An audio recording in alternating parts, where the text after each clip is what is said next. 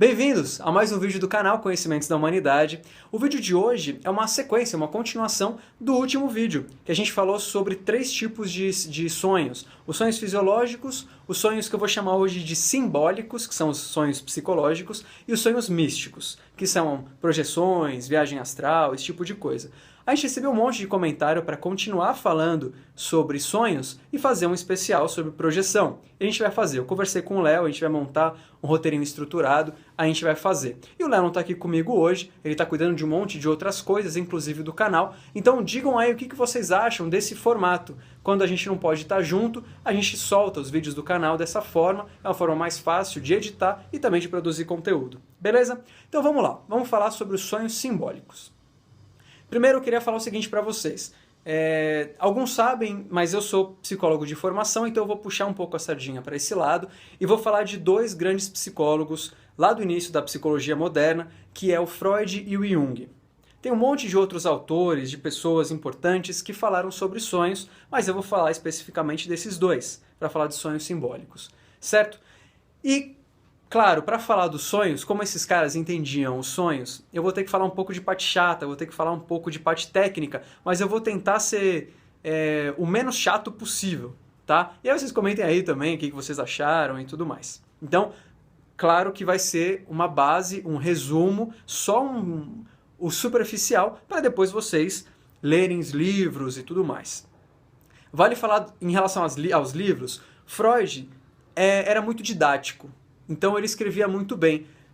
E além disso, por exemplo, se tinha um conceito que ele escreveu num ano e depois de 20 anos ele reviu esse conceito, ele voltava nas obras dele e fazia notas, às vezes uma nova edição, enfim, coisas desse tipo. Então é bem linear o pensamento de Freud, diferente de Jung. Jung não tem muita linearidade entre as obras dele, e ele escrevia de uma forma bem difícil, ele não era um cara muito didático. Então, uma coisa que ele escreveu, sei lá, nas suas primeiras obras, 20 anos, 10 anos depois, quando ele escreveu outras obras, que ele reviu alguns conceitos, ele não voltou para fazer nota, nada disso. Então é um pouco mais complexo de ler Jung, talvez seja mais fácil, se você estiver começando, começar com autores que falam de Jung, para depois ler obras de Jung. Certo? De qualquer maneira, vale a pena ler os 2, certo? Muito bem, então vamos falar da psicanálise de Freud. Freud é bastante conhecido porque ele meio que deu uma revolucionada na psicologia. A psicologia sempre foi estudada, a mente humana sempre foi questionada, tinham ideias, mitologias, né, para falar um pouco sobre a mente humana, e Freud deu uma revolucionada quando trouxe, principalmente, um pouco de ciência, né, um pouco da medicina. Freud foi médico. Então, quando ele fez isso, deu uma revolucionada, né? Deu uma mudada, e um dos primeiros livros que ele escreveu foi exatamente sobre os sonhos, a interpretação dos sonhos. Então, para falar em como Freud entendia, vamos falar um pouquinho da estrutura, que é a parte chata, mas eu vou tentar não deixar tão chato.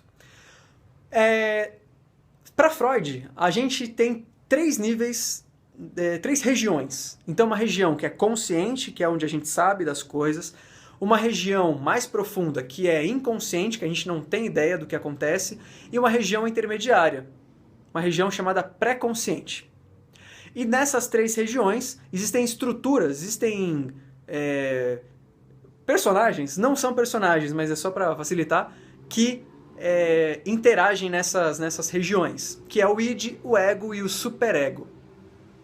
Bom, o ego é o resultado do id e o superego. O ego, em latim, é eu. Então, é o eu. É como eu me apresento para o mundo, como as pessoas esperam que eu haja, como eu mesmo espero que eu haja, esse tipo de coisa. O id é o maluco. O id é aquele endiabrado, é o encapetado, é o maluco mesmo da nossa mente. É aquele que tem os desejos mais profundos e muitas vezes esses desejos são proibidos. O ego não pode saber que a gente tem, porque vai ferir as nossas crenças, vai ferir nossos preconceitos e coisas assim. E quem que impede que esses desejos sejam descobertos? O superego. O superego é o policial da nossa mente. Então, toda vez que o id tenta jogar para o pré-consciente ou tenta realizar algum desejo que ele tem, primeiro passa pelo superego. Se for um desejo tranquilo perante mim, perante a sociedade, perante minhas crenças e tal, ele passa. Se for um sonho que esbarra em alguma coisa, em alguma crença, aí o superego castra. Não deixa essa informação passar. Para dar um exemplo, vamos supor que um cara ele tem muito preconceito com homossexuais, é um homofóbico. Ele não gosta mesmo de jeito nenhum, se ele vê, ele tem raiva, esse tipo de coisa. Talvez o id dele tenha o desejo de se relacionar com homens. E ele, no seu íntimo, seja um homossexual. Mas como ele tem tanto preconceito, e é tão problemático essa questão de ser homossexual, que o superego não deixa essa informação passar. Então ele mesmo nem sabe, não é que ele está dentro do armário se escondendo do mundo, ele não sabe que ele é homossexual, porque não chega nem no pré-consciente. Porque vamos lá, como é que o ego sabe de uma coisa que está inconsciente? Ele acessa o pré-consciente e torna aquilo que era inconsciente consciente. E o pré-consciente pega as informações do inconsciente. Então o superego e o id estão lá no grande inconsciente e tem uma pontinha no pré-consciente. E o ego é do consciente para o pré-consciente. E quando que essas informações inconscientes podem surgir no consciente? Nos sonhos, em insights, sabe aquelas ideias? Puta, já entendi por que tal coisa é de tal jeito, ou por que eu sou tão chato com tal pessoa. Sabe essas coisas que a gente tem? Isso se chama insight.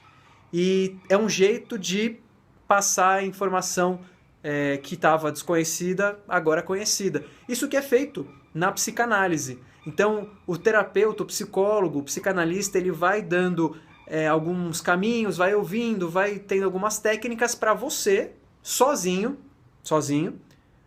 ter aquele insight. Porque se a informação viesse, é quase como uma ordem iniciática. Se você fala assim, ó, o segredo da vida é isso aqui. Ah, tá bom. Sabe, você não apreende de verdade. Então é como se falar assim, você é chato. Ah, eu não sou chato. Agora, se você sozinho descobre que você é chato, aí você fala, pô, eu sou um cara chato mesmo. O que eu posso fazer para não ser chato? Ou simplesmente assumir que é chato e tá ok. Então o insight é importante por isso, na terapia, por exemplo. Existem outras formas de atingir esse conteúdo inconsciente. Na meditação, enfim, outras coisas do tipo. E no sonho, como que isso funciona? O sonho, se a gente fosse, sei lá, buscar uma frase para definir o que é sonho na psicanálise de Freud. Eu ainda não estou falando de Jung, é só Freud. O sonho é uma forma do id realizar seus desejos reprimidos. Desejos reprimidos é exatamente isso que o superego faz. Não deixar que os desejos sejam realizados.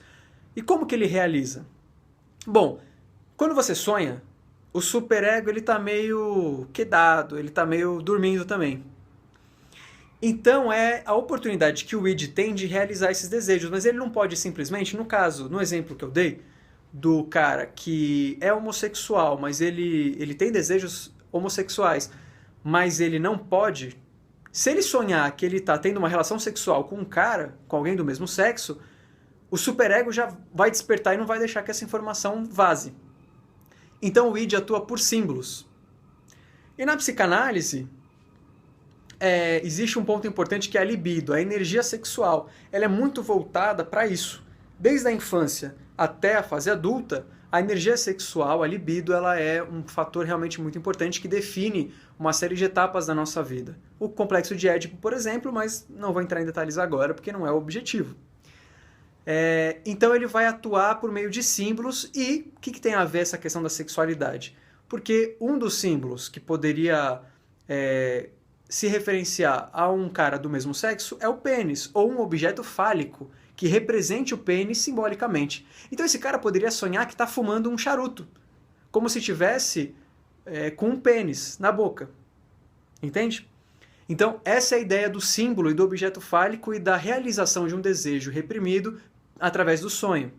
Como é só um charuto, o superego não vai se importar, mas na verdade o id já está sendo de alguma maneira saciado, pelo menos em sonho.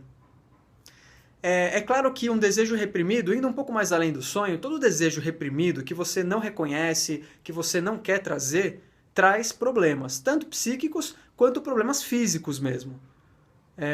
Então, quantas vezes a gente não ouve por aí, isso aí é psicológico, é da sua cabeça. E de fato é, o que não ameniza o problema. O fato de ser psicológico não quer dizer tem menos importância.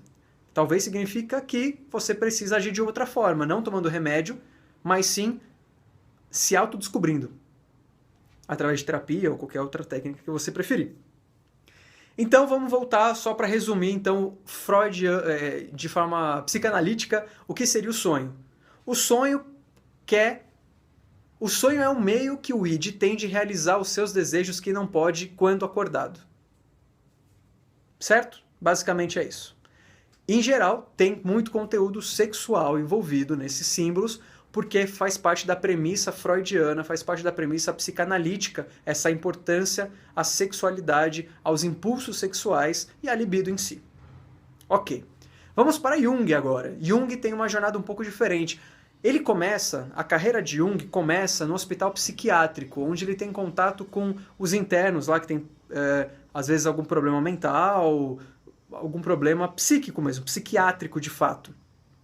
E nesse hospital, os internos têm atividades, entre elas a pintura. E Jung fica admirado como internos que seria improvável que eles tivessem acesso a uma mitologia oriental, a uma mitologia nórdica, a uma mitologia, sei lá, de qualquer outra região do mundo.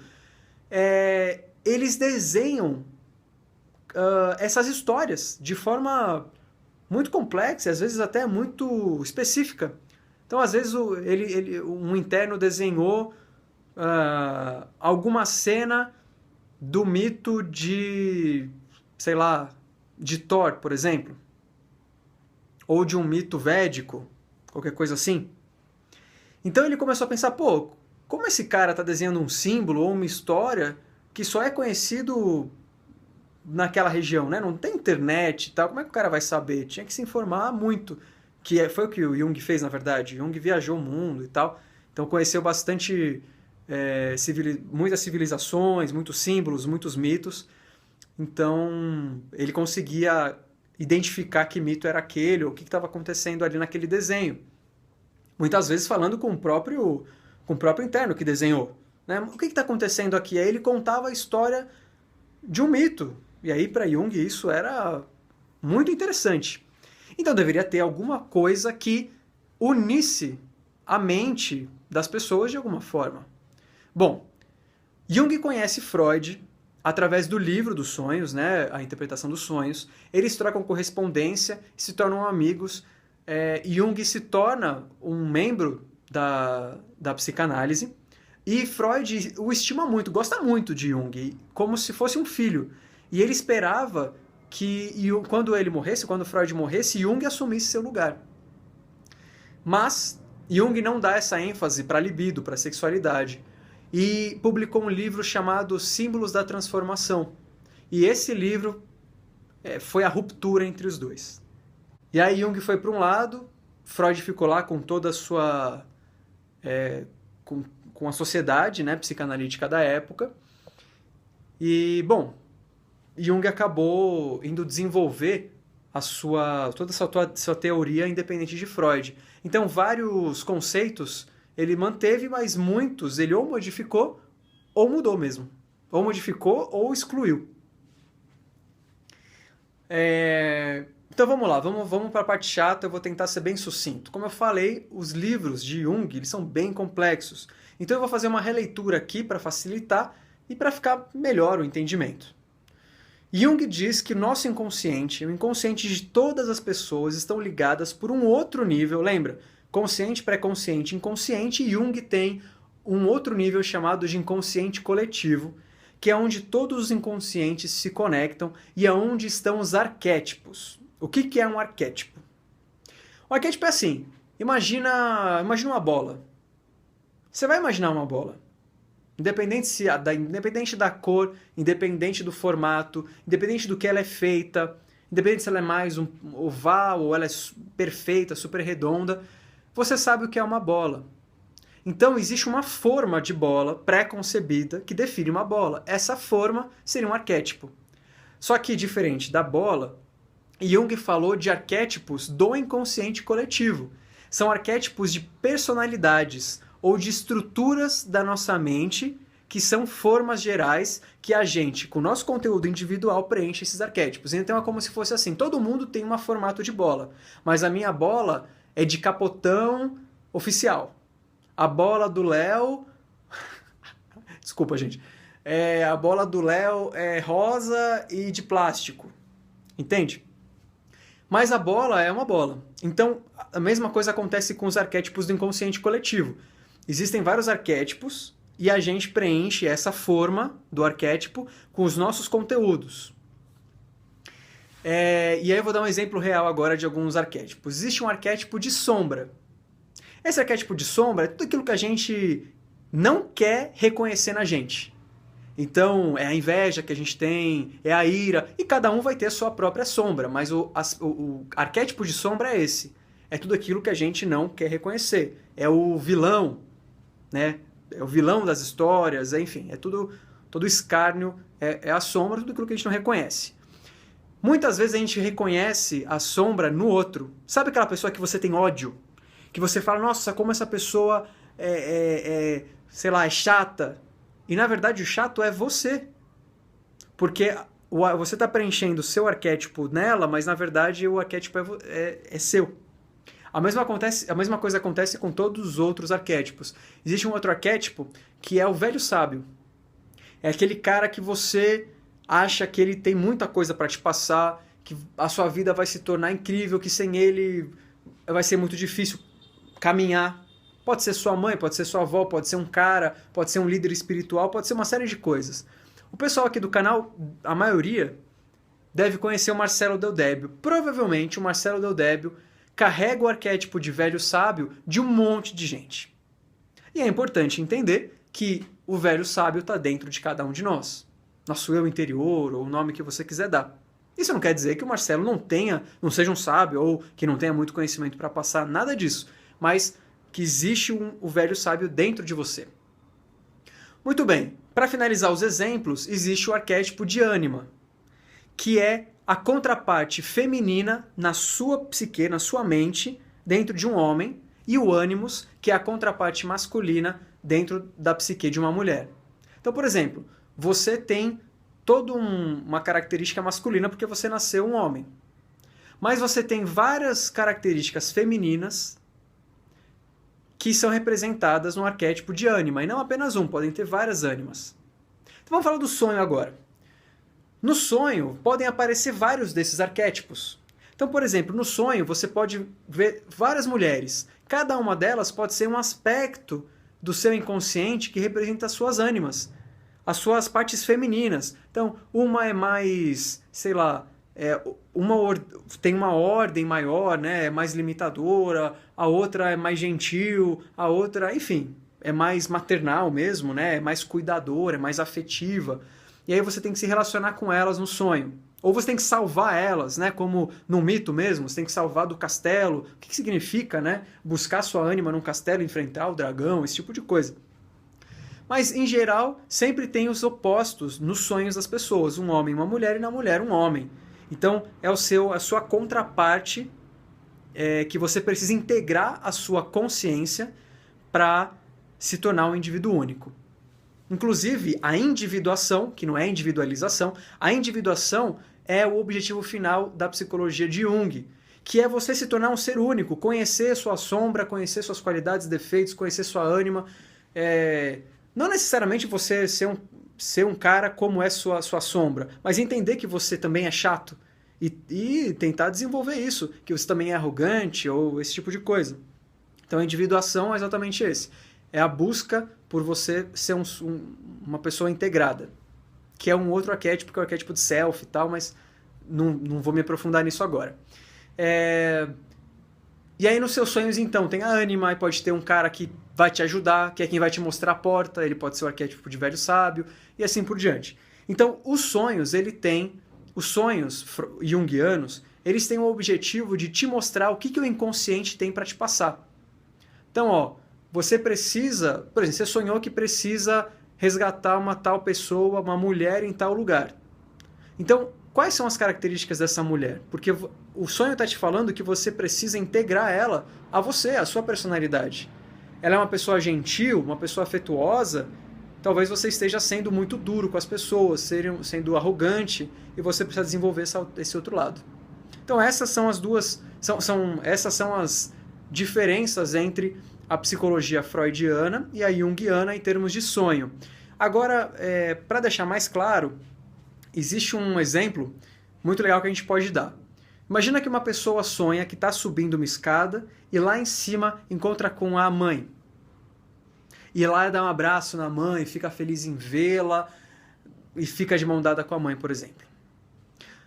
Na psicanálise mais tradicional, enfim, mais original, poderia se interpretar esse sonho da seguinte forma. A pessoa está num processo de ascensão, pode ser na carreira, pode ser na vida pessoal, pode ser tudo, mas ela está num processo de elevação, talvez de descoberta, de saída do inconsciente, e quando chega lá em cima, ela chega na mãe, porque é o que ela quer realizar. Esse é o desejo reprimido. Ele quer ter um relacionamento com a mãe, que é um desejo que vem lá da infância, no complexo de Édipo. Então ele está em busca da mãe. Então ele acha que, sei lá, indo bem no trabalho, ele vai alcançar a mãe. Esse seria um sonho... Tô exagerando aqui, tá, gente? Esse seria um sonho freudiano. Um sonho numa visão junguiana seria mais ou menos assim. Se eu estou interpretando a escada como símbolo de ascensão, eu também tenho que interpretar a mãe como um símbolo. Nesse caso, pode ser da grande mãe, pode ser da provedora maior, pode ser do arquétipo de ânima, pode ser alguma outra coisa nesse sentido, mas é um símbolo, eu preciso identificar que símbolo é esse. Então, quando eu ascendo nessa escada, eu consigo integrar a minha parte masculina, uma parte feminina que eu ainda não tinha integrado. Essa é a diferença entre um sonho mais voltado para a libido e mais voltado para os complexos infantis, como o complexo de Édipo, e um sonho interpretado à luz de símbolos, que tudo é símbolo, inclusive a mãe. Certo? Bom, se você também é psicólogo e é mais psicanalítico ou junguiano e gostou ou não gostou, deixa seus comentários aí embaixo. Se você, de qualquer maneira, não é nada e é um entusiasta, comenta aí o que você achou, se você já leu livros dos dois autores, se gostou, enfim. Deixa seus comentários aí para quem tiver mais curiosidade, dar uma olhada nos comentários e entender um pouco mais sobre isso. Sugestões também são sempre muito bem-vindas. Se você gostou do vídeo e do formato, dá um like. Se você não gostou, dá um dislike, não tem problema. Compartilha nas redes sociais, isso pra gente é realmente importante, espalha para quem ainda não chegou, né? Existe um limite até onde a gente consegue chegar. Então, quando vocês espalham no Facebook, por exemplo, no Twitter, onde vocês quiserem, onde vocês estiverem, em redes sociais, vai chegando em mais pessoas. Então, espalha a boa nova e se inscreva no canal, que também pra gente é bastante importante. Tá bom? Um forte abraço e valeu!